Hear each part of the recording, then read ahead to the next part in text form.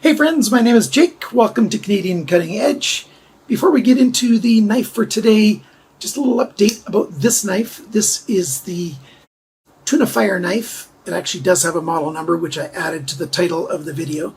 I think it's GT-MX013 or GX-MT013. Now I forget what it was, but it's actually pretty good. I do think this is D2. When I sharpened it after I finished the video, it's not soft. This is a fairly hard steel, and D2 is usually around 60 Rockwell, maybe a tiny bit more sometimes. So yeah, I think that's quite good. And none of the screws stripped at all when I took it apart, and I didn't even have to use drive grips. So I am quite liking this, although I do wish they'd make some upgrades to their hardware.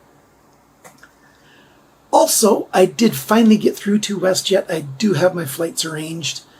Now we're going to be gone, instead of just a little over 3 weeks in July, we're going to be gone almost all of July. That's how long it took to get another flight that had seats that I could use that didn't break the bank. Which means I need the front row right behind first class because my leg doesn't bend very well. So the other rooms, I just can't sit in the other spots. I don't have room for my leg. So there's that. It did get worked out.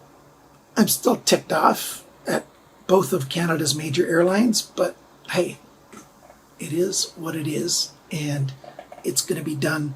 So very few videos coming out in July. I might post some things. I've had one package of knives that I ordered from White Mountain Knives to be shipped to my parents' address. So hopefully I'll have an unboxing. It might just be some still pictures that I post to my community page, youtube.com/CanadianCuttingEdge/community, and check that out. If you're not yet a subscriber of the channel, please consider subscribing, and you can support the channel through Patreon or YouTube memberships. Every little bit helps. For those of you who are unaware, I'm just a guy who loves knives, living on a disability pension. Funds are very tight for me, as they are for a lot of you guys, which is why I look at budget knives, and I can use all the help I can get.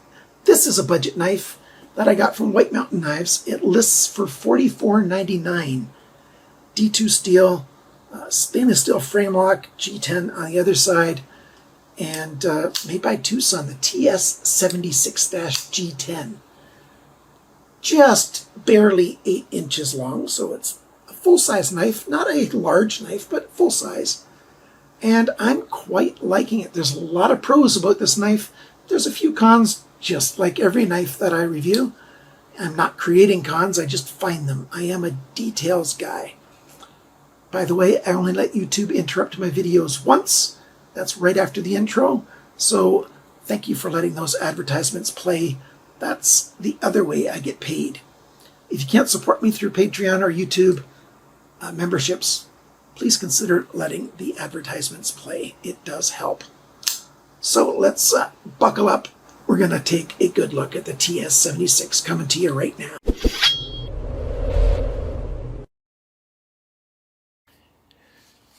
Nice looking knife, if you ask me. I like the angles. Usually I'm not that big of a fan of angles, but yeah, pretty good. Let's do our size comparison.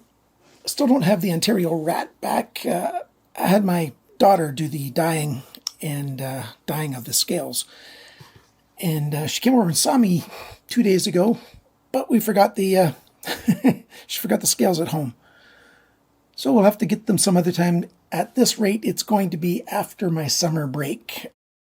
This is a smaller knife. It's about the same size as this Ganzo 727. By the way, Ganzo's got a new line out now. They've got a D series of knives. So some of their knives, this is the G727M with 440C. And what they've done now in the D series is they've done the same knives, some of them, but with D2 steel. And White Mountain Knives has them. So check out White Mountain Knives if you like D2 steel and you like Ganzo. Some of their earlier models, from a couple of years ago, a few years ago, are now available, including the 727M and I think the S as well, which is smaller. We've got D2 steel on this knife. We've got a clip point here. No, I don't call it a reverse tanto. That term just drives me nuts. Not seriously, but you know, it seems silly to me. This isn't sharp, and this is the epitome of a clip point. It's clipped. It's not a buoy style clip point, but steel's been clipped off. It's a clip point. So it's pretty much all belly, maybe a little bit back here, you could call it straight. We've got a really good sharpness choil here. It's ideal size. It doesn't waste part of the blade, and yet it ends on the cutting edge side of the plunge. Perfect. We've got a very unique swedge here. It's got steps going up, just like on the handle. It's got steps going all the way up, both on the G10 side and on the steel side. And then we've got a little bit of jimping on top. Full flat grind, night morning design. And then they took the same theme on the flipper. It's got those steps going up there as well. A little bit of jimping on the front. Very easy to do light switch method. And if you just push down on about a 45-degree angle, that works as well. The detent on this knife is good. It holds the knife closed when you want it closed. And it's strong enough that you can get a good release when you want to open the knife. The stainless steel side here is quite good. I like that the cutout line here is nice and thin. It does not have an over travel stop built in, but the pocket clip performs that function. It looks like it's a big, thick, heavy chunk of steel here, but it's very deeply milled out on the inside to help keep the weight down. The lockup is maybe a tiny bit early. It has never come loose on me, and I have done some spine whack tests and things. And so it's a very secure lockup. Loads of room for it to wear over. Quite good. Just a slight chamfer in there so that's easy to get your thumb in there to disengage the lock when you want to. So yeah, quite good indeed at the lockup. We've got ball bearings in there, and I'll show you that in just a little while. Alignment, very good. Might not be perfect, but according to the naked eye, it's very good. We've got the G10 in layers. You can see the green and the black layers. Actually this side it's a little wider. You can see those lines there. We've got a finger choil, and then, you know, the handle comes back. It's actually quite comfortable. Not extremely comfortable, but quite comfortable. The pocket clip being a large pocket clip, like it stands out quite a ways, and it needs to because it's got big button screws, but it stands off even more than it really needs to. This end of the pocket clip sometimes gets a little warm in hand in my right hand, and in my left hand it bothers my pinky finger just a little bit. It's, you know, the standard budget pocket clip on a lot of TwoSun knives. At least it's better than the old standard pocket clip that the earlier knives had, and this is one of the earlier knives, the 76. So I'm glad it doesn't have that really early pocket clip, but this one, even though I don't really like this pocket clip all that much, I don't hate it, I just don't find it appealing in any way. It's functional. That's what I can say for it. The end of the handle has got a hole right there for a lanyard. So the G10 backspacer becomes the lanyard post. Just fish your paracord through there so that you can tie off. Having it at the end there is perfect. So when it's in the hand, you know, it's not in the way. It's quite good. The blocky jimping on the spine of the handle there does add a little bit more grip in the hand, not a lot.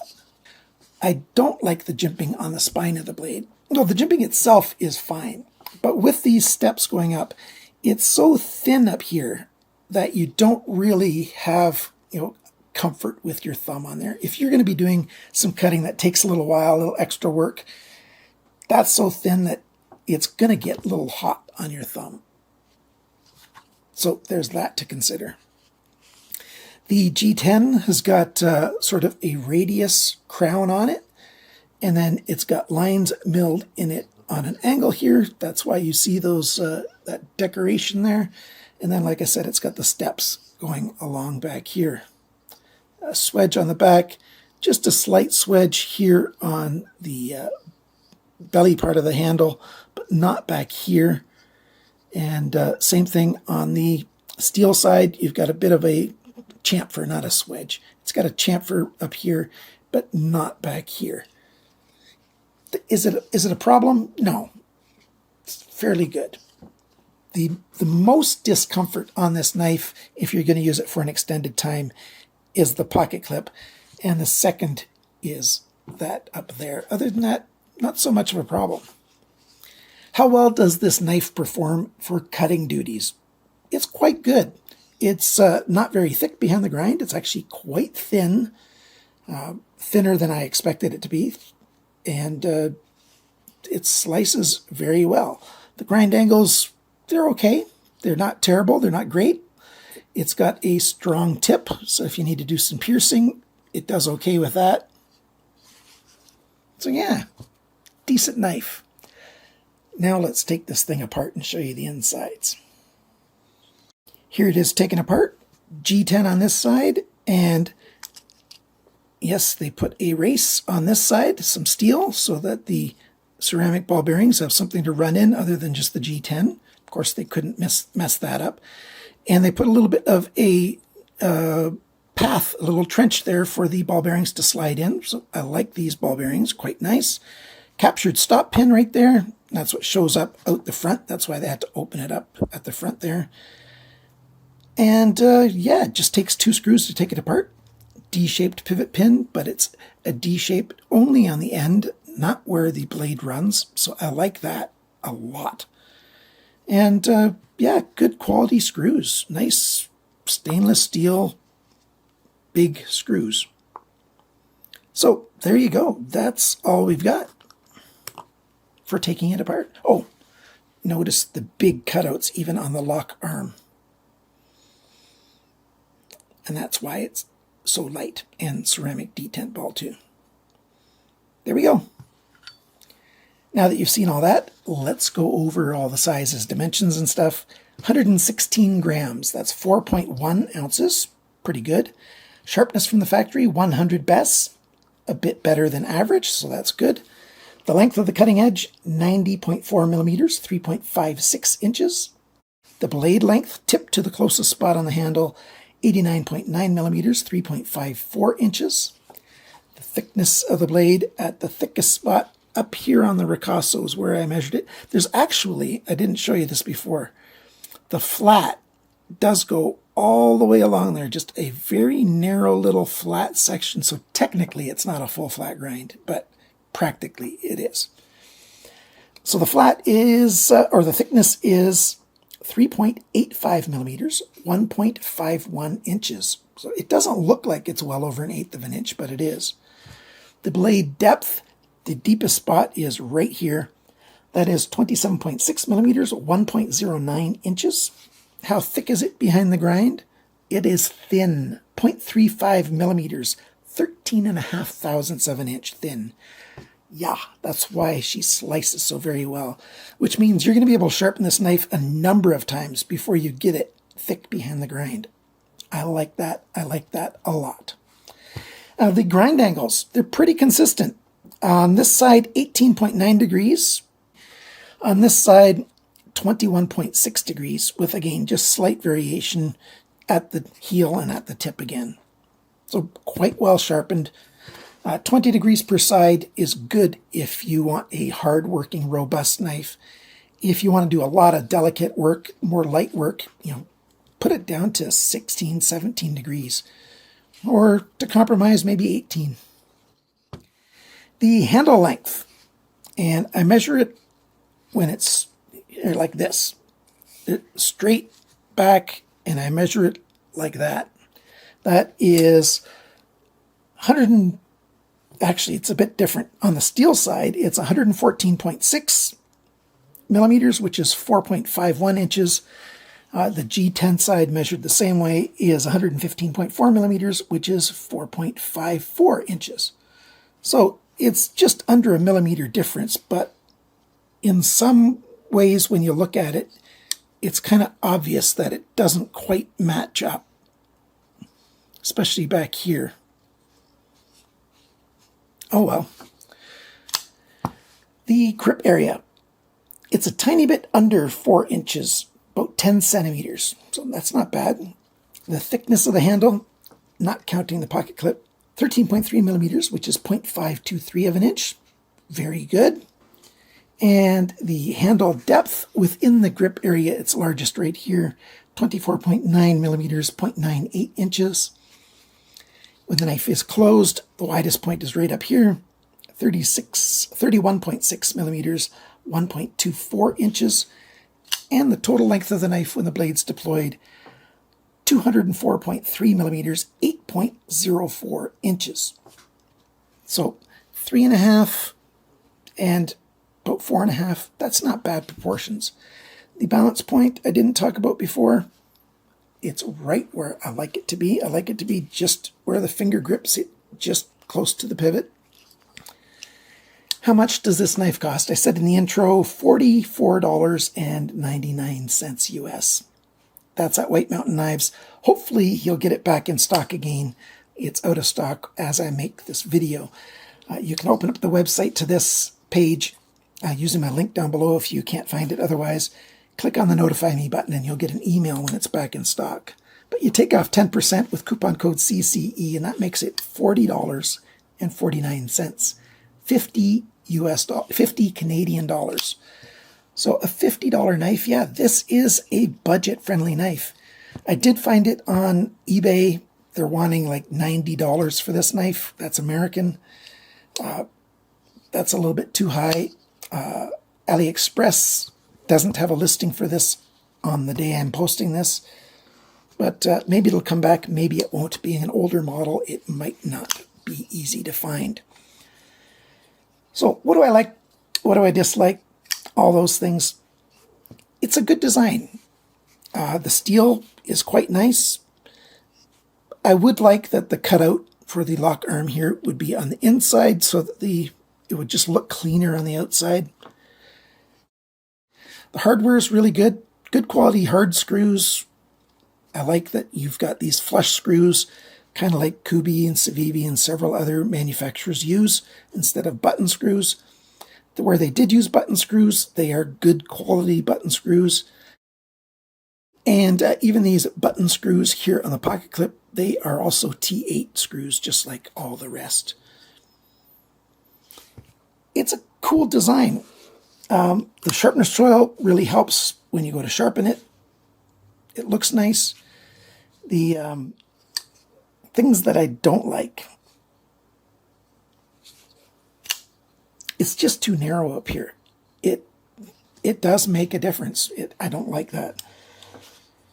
The open area on the end by the pivot here, I don't like that either. It's just a spot for junk to get in there. And the pocket clip, that's the other con. I don't like this pocket clip very much. Like I said, I don't hate it. It's not a bad pocket clip. It's just not a good pocket clip. It's just, one of those.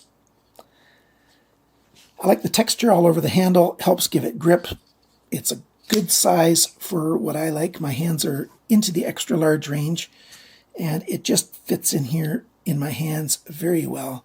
The reverse grip is extra comfortable with the angle back here. That is without any lanyard. If there's a lanyard in there, that'd be a problem. It's a good knife. I quite like it.